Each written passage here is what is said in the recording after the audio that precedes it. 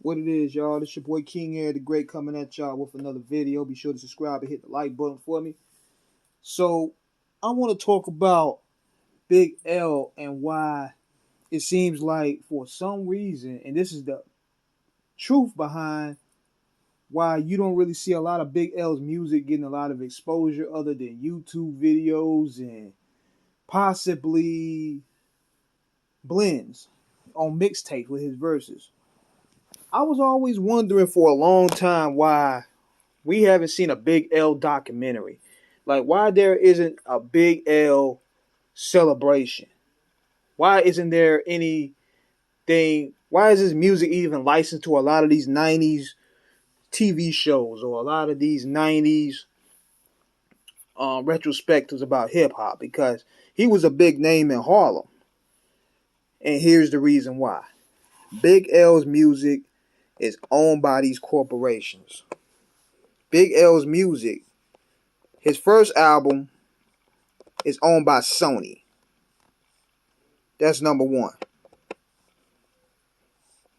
That's right. His first album is owned by Sony. Hold on one second. And his second album, which was done by Rawkus, is under 3 different publishing companies. So I'm going to read y'all some of this article from the Rolling Stone. And it's going to bring clarity to this situation. It says here, following his death, Big L's wildly successful peers have not been shy about paying tribute to his work, leaving fans to wonder what it have been. Jay-Z complimented him, calling him a very talented writer with a knack for big courses after hearing him. Nas remembered thinking, he scared me to death. Eminem, one of the most commercially successful rappers of all time, also holds him in high regard. Take some Big and some Pac and mix them in a pot, sprinkle them in a little Big L on top. What the F you got? He asked 50 Cent's patiently waiting. You got the realest and illest killers tied in a knot. In 2000, Mike Harrod was hired in his first job in the music industry, working at Rawkus Records, a prominent name in the independent hip-hop scene thanks to the releases of Mos Def and Talib Kweli. Rawkus had licensed Big L's tapes in hoping of putting together a posthumous collection, and then the 25-year-old was soon talking with Tupac Shakur Mom to clear the verse that would appear on the track Deadly Combination and worked along King to assemble a Big L album. It was his most successful work. It sold 500,000. But here's what the problem is. And even Big L brother said this. He said his legacy wasn't handled properly. I really do believe that Big L deserves to be mentioned in history amongst the greatest who ever did it. Harrod officially agreed to start working on behalf of the rapper's brother, trying to organize a revival of the estate at Low EBB. Harrod found everything in disarray. Big L's debut, Life of the Poor and Dangerous, came out of Columbia. And like many major label releases, it is still owned by the parent company. Sony, as in 2020, the rapper has never received a royalty check from the label. And this is where it gets really tricky. Hold on right here. Hold on, I'm about to read some more right here. Lifestyle of the Poor and Dangerous at least has potential to earn royalties for Big L's estate. The same cannot be said for the rapper's other albums. After his mother, Gilda Terry, died in 2008, Panizzi took control of the estate, which is his brother. And 9 years later, he sold The Danger Zone, another posthumous collection, and the Big Picture to RBC Records, led by Brian Shafton, for a mere $20,000. For the sake of comparison, King estimates that initial recording expenses for the Big Picture alone was around $250,000. Although he said marketing promotion likely pushed the cost past the million mark. Panizzi now claims the sale was made while he wasn't in the condition to make business deals. I was in a hospital with 2 hernias. I needed money for the bill. He tells Rolling Stone. He admits he didn't read the full contract and he did not have the resources to find legal counsel to review the deal. Panizzi did initial each page of the contract he signed in 2017. Complicating furthermore, Lord Finesse alleges that some of the music that changed hands in this deal didn't belong to Panizzi. A few songs were actually the property of DITC. Man. A few months later, after Shafton purchased two of Big L's albums, he also bought a slew of rappers' old rhyme books for $14,500. Panizzi claims that Shafton said he will put the items in the Rap Hall of Fame. The purchase agreement also contained a clause indicating that Shafton now owns the right to the compositions contained in those rhyme books. Panizzi said he wasn't aware he was selling out parts of his brother's songwriting. Shafton took advantage of Donald, Finesse claims. Donald don't know the business how we know the business. Panizzi, who lives an hour outside of New York City, currently drives a paper route 7 days a week. Man, this is sad. Hold on, I'm going to read some more of this.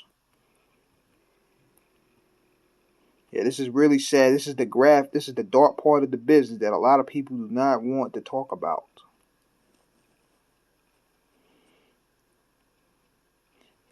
King believes the rapper's fans should avoid streaming The Big Picture and The Danger Zone since no one is involved with Big L getting any royalties from that.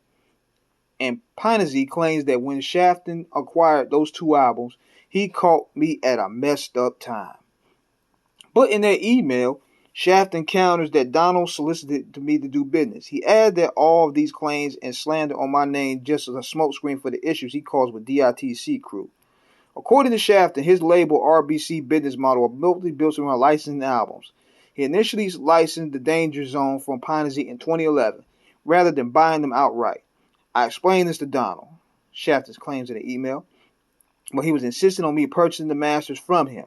In 2017, Panizzi also signed documentation asserting that all the songs on The Danger Zone were his to sell, even though they really belonged to Lord Finesse.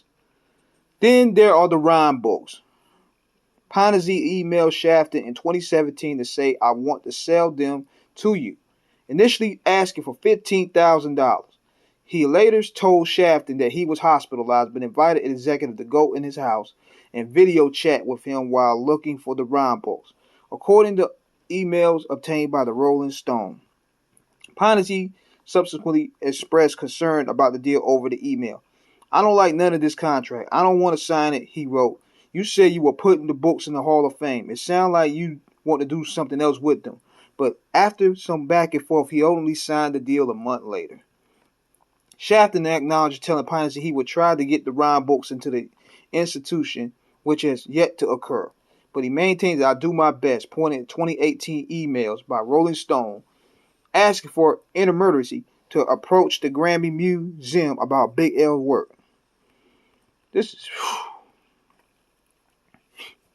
As for the songwriting agreement, including the rhyme book deal, Shafton says that was for a tribute album based on the contents of the book, which to date has not been made.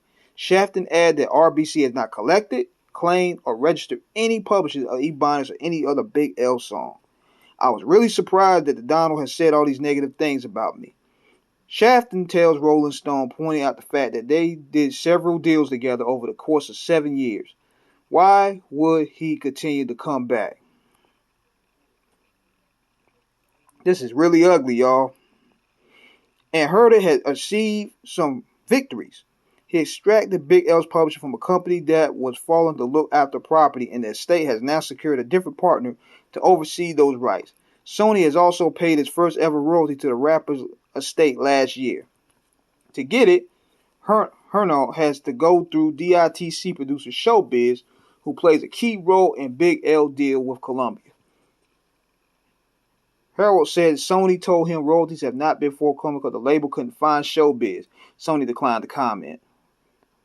Once the represent rappers started inquiring about the state of the accounts for Life of the Poor and Dangerous, the label issued its first royalty check. According to Harold, some of filtered to Panizzi. But the loss of the rapper's masters and the rhyme books still sting. Hurdle has attempted to buy both the Big Picture and the rhyme books with his own money.